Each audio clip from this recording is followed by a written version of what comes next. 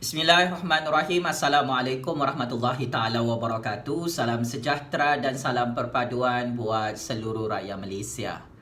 Di hari Jumaat yang penuh barakah ini, pakcik dan makcik, kita bukan sahaja diberikan kabar gembira berkenaan dengan skandal jenayah rasuah Lim Guan Eng yang mencecah bilion-bilion ringgit Malaysia. Sebentar tadi, Mahkamah Malaysia telah memutuskan bahawa Tun Dr. Mahathir Mohamad, Mukhris Mahathir, Syed Saddiq, Dr. Mazli Malik dan bekas pemimpin-pemimpin tertinggi Parti Bersatu Malaysia telah tewas dan kalah teruk di tangan Tan Sri Muhyiddin Yassin di dalam saman sivil Tun Dr. Mahathir kepada Parti Bersatu Malaysia, kepada ROS Malaysia, yang mana telah dibuang ke dalam tong sampah.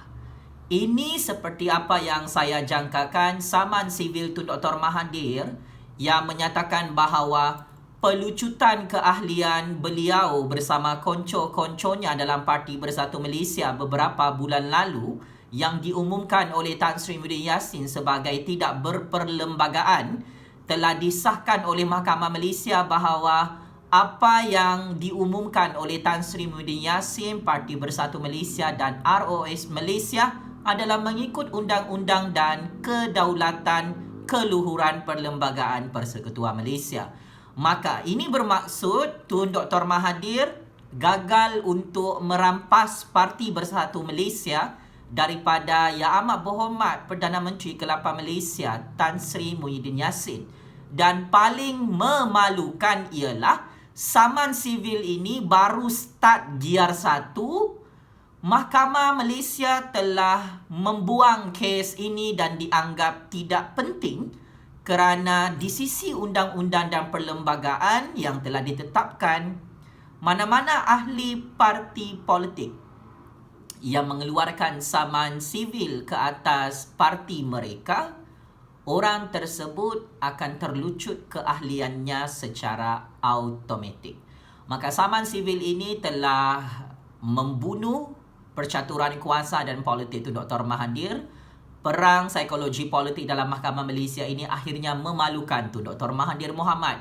Maka tidak ada seorang hakim pun yang mahu mendengar saman sivil Tun Dr. Mahathir Mohamad ke atas Tan Sri Muhyiddin Yassin untuk kembali menjadi ahli bersatu, untuk beliau kembali menjadi pengerusi Parti Bersatu. Pakcik dan makcik yang amat saya hormati, akibat kekalahan dalam kes saman sivil Tun Dr. Mahathir ke atas Tan Sri Muhyiddin Yassin ini, maka Tun Dr. Mahathir telah mengumumkan sebentar tadi akan menubuhkan parti politik baru yang masih tidak ada namanya.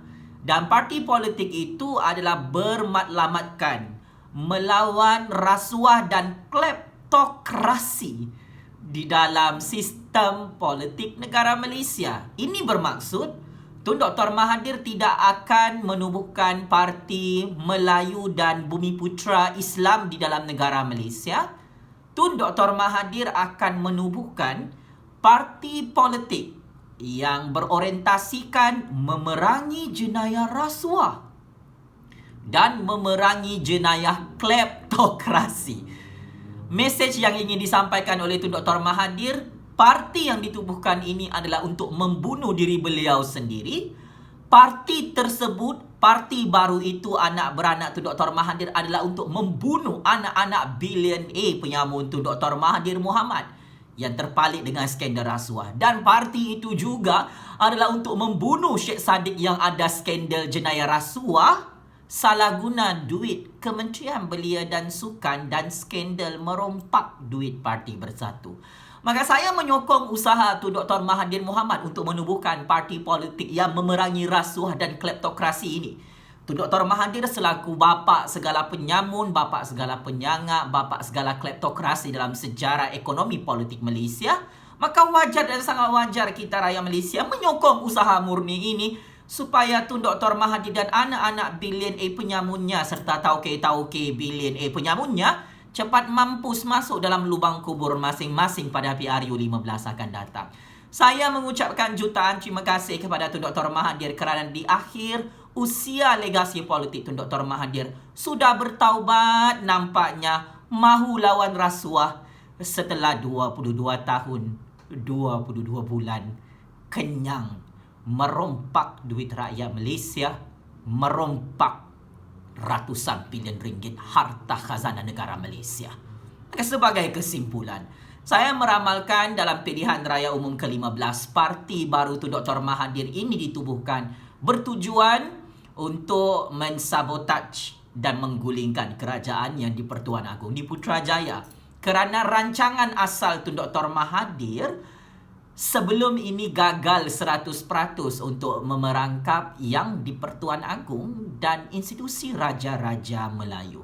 Tun Dr. Mahathir tidak gembira dengan pentadbiran Tan Sri Muhyiddin Yassin kerana Tan Sri Muhyiddin Yassin tidak mahu menjadi puppet politik Tun Dr. Mahathir Mohamad, tetapi Tan Sri Muhyiddin Yassin setia berkhidmat untuk Raja dan negara Malaysia. Maka tuan-tuan dan puan-puan, saya kira secara tuntasnya berita tentang kekalahan Tun Dr. Mahathir di dalam Mahkamah Malaysia hari ini mengukuhkan satu hujah bahawa institusi kehakiman Malaysia bukanlah dipegang oleh Tun Dr. Mahathir Mohamad. Kekalahan Tun Dr. Mahathir untuk merampas semula Parti Bersatu Malaysia melalui saluran institusi kehakiman Malaysia menunjukkan satu indikator yang cukup jelas. Institusi kehakiman Malaysia itu tidak dipegang oleh sekel keluarga Tun Dr. Mahathir Mohamad, dan institusi kehakiman itu juga adalah institusi yang bebas daripada campur tangan kuasa politik. Kalau benarlah hakim-hakim dalam Mahkamah Malaysia tu keluarga Tun Dr. Siti Hasmah lah, keluarga Tun Dr. Mahathir, taklah Tun Dr. Mahathir tersipu-sipu malu kalah dalam saman sivil kepada Tan Sri Muhyiddin Yassin dan Parti Bersatu Malaysia dan ROS Malaysia. Ini adalah satu kekalahan yang sangat-sangat memalukan Tun Dr. Mahathir, tuan-tuan dan puan-puan. Dan berdasarkan rekod, memang Tun Dr. Mahathir banyak kali kalah dalam Mahkamah Malaysia. Dengan saya pun Tun Dr. Mahathir Mohamad boleh kalah sampai kerajaan DAP Pakatan Harapan Tun Dr. Mahathir tumbang di Putrajaya selepas kalah di Mahkamah Tinggi Shah Alam Selangor. Checkmate and game over. Tun Dr. Mahathir Mohamad yang tidak mampu untuk menggulingkan kerajaan yang di-Pertuan Agong di Putrajaya dan gagal merampas semula Parti Bersatu Malaysia daripada Tan Sri Muhyiddin Yassin. Jumpa nanti PRU 15 akan datang Tun Dr. Mahathir Mohamad. Terima kasih.